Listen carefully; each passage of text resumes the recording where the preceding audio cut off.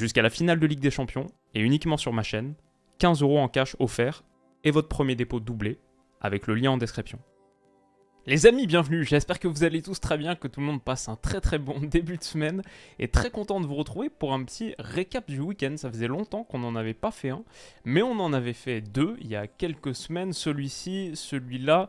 Il s'est passé beaucoup trop de choses ce week-end pour ne pas en parler, et avec la Première Ligue et la Bundesliga qui se terminent week-end prochain, Ligue 1 et Serie A la semaine d'après, je pense que voilà, faire le point sur tout ce qui s'est passé, sur tout ce qui va se passer, ouais, je pense que c'est plutôt une bonne manière de démarrer la semaine. Donc installez-vous bien et on est parti. Et on va parler évidemment, on va commencer par la Bundesliga où Dortmund a tout renversé. Alors, cette vidéo, elle était sortie sur la chaîne, je l'ai sortie samedi soir, je pensais pas forcément parler du Bayern, mais ce Bayern a lâché contre Leipzig, un véritable choc sismique qui fait que Dortmund avait la possibilité d'en profiter et de prendre la tête du championnat. Ils l'ont fait, en battant Augsbourg 0-3. On voit ici Edin Terzic juste avant le coup d'envoi. C'était très chaud. J'ai vu le match, j'en ai pas fait de vidéo parce que je savais que j'allais faire ce récap aujourd'hui. J'ai vu le match, c'était tendu. Augsbourg passe à 10 en fin de première mi-temps, mais il a fallu attendre l'heure de jeu pour que Sébastien Haller libère tout un peuple.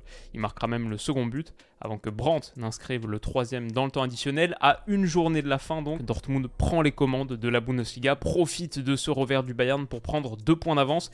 Il leur faut une victoire sur le dernier match. Un match nul serait pas suffisant si le Bayern l'emportait, parce qu'ils n'ont pas la différence de but qu'il faut pour.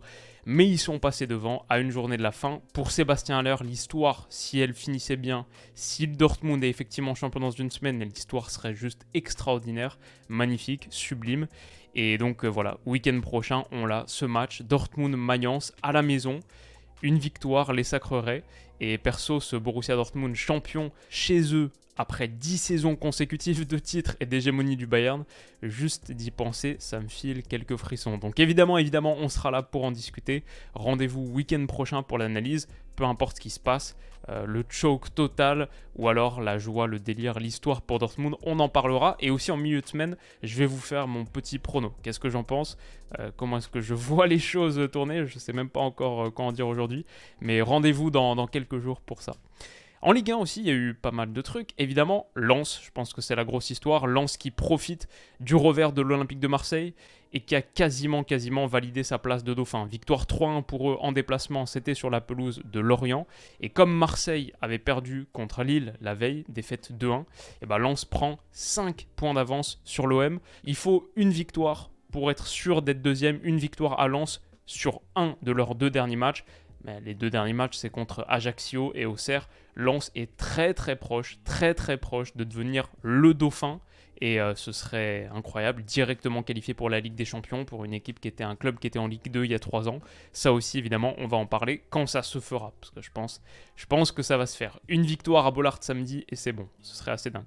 Bon, c'est aussi une très bonne opération pour Lille. Cette victoire de Lille contre Marseille, évidemment, parce que Rennes et Lyon ont gagné ce week-end, Mont-Noël contre Monaco vendredi soir, ce qui fait aussi du coup que Monaco a perdu. Lille revient à 2 petits points de Monaco 4e et stabilise, conforte un petit peu sa 5e place, en tout cas ne perd pas de terrain par rapport aux poursuivants directs qui sont assez chauds. Rennes, victoire 5-0, Lyon du coup contre Monaco. Voilà, ça les met plutôt dans une bonne position à 2 journées de la fin. Évidemment, en Ligue 1 aussi, une des histoires, c'est ce PSG qui est désormais quasi champion en battant Auxerre 2-1. C'était un match assez tendu, surtout sur la fin, mais un doublé de Kylian Mbappé qui lui permet de reprendre 2 longueurs d'avance sur Alexandre Lacazette au classement des buteurs. Ça fait aussi ce match qu'Auxerre n'est pas sauvé. Nantes, il y a un déplacement à Lille week-end prochain qui va être très compliqué. Avant la réception d'Angers, lanterne rouge, c'est là que tu dois prendre tes points. Mais peut-être que ça pourrait être trop tard si Auxerre fait le job à Toulouse, ce qui n'est pas un déplacement facile. Et après, Lens. Mais bon, peut-être Lens sera déjà qualifié, déjà dauphin à ce moment-là, s'il l'emporte contre Ajaccio. Donc pas évident pour Nantes, même si niveau goal average, Nantes est mieux que Auxerre. Donc peut-être 60-40 pour Auxerre, mais Nantes peut le faire, mais ça va être intéressant à suivre. Bien sûr, en Première Ligue, City 1/3, premier titre validé, le 5e titre de Première Ligue en 6 saisons. le troisième consécutif, mais surtout, le premier de 3 potentiels cette saison. Ils étaient déjà champions avant de jouer, avant de l'emporter contre Chelsea 1-0. Ils étaient champions parce qu'Arsenal avait perdu contre Nottingham Forest, et du coup, on avait vu les joueurs de City le célébrer comme il se doit. Ils ont commencé ce match avec quasiment tout le monde sur le banc, mais ça ne les a pas empêchés de battre un faible Chelsea 1-0, but d'Alvarez, belle célébration dans la foulée. Mais voilà, c'est que un tiers du job qui est fait, parce que dans 2 semaines, finale de FA Cup contre United. United qui aura pour ambition évidemment de stopper, d'empêcher City de se rapprocher d'un triplé. Eux qui défendent ce triplé, qui sont la seule équipe anglaise à avoir fait ce triplé Air Premier League. Bien sûr en 1999, donc ça on en fera un petit prono. Évidemment j'analyserai le match, et avant évidemment ça aussi un autre truc dont on va faire un prono et analyser le match, ouais, bien sûr. La finale de Ligue des Champions contre l'Inter la semaine suivante. Je veux dire, en Premier League, plus trop de suspense sur cette fin de saison, à 2 journées de la fin, parce que Liverpool, en concédant le match nul 1-1 contre Aston Villa, malgré l'égalisation, et là, ce qui aurait pu être une magnifique histoire, l'égalisation de Roberto Firmino à la toute fin pour son dernier match à Anfield, Liverpool n'a pas pu faire mieux que 1-1, ce qui fait qu'avec un match en plus, ils ont 3 longueurs de retard sur Newcastle et sur United. La bataille pour le top 4, pour moi, est finie. Newcastle et United ont besoin plus que d'1 point sur leurs 2 derniers matchs pour officiellement valider leur place dans le top 4. Pour Newcastle, ça pourrait intervenir dès ce soir. Ils jouent Leicester ce soir, lundi soir. S'ils le font, je pense qu'une vidéo, la note de Newcastle sur 20, la note de leur saison, s'imposera peut-être même dès demain. Donc voilà, stay tuned pour ça. Et voilà, je pense qu'il n'y a pas grand-chose de plus d'autre à dire en Premier League, à part Brighton, qui a validé sa place dans le top 6.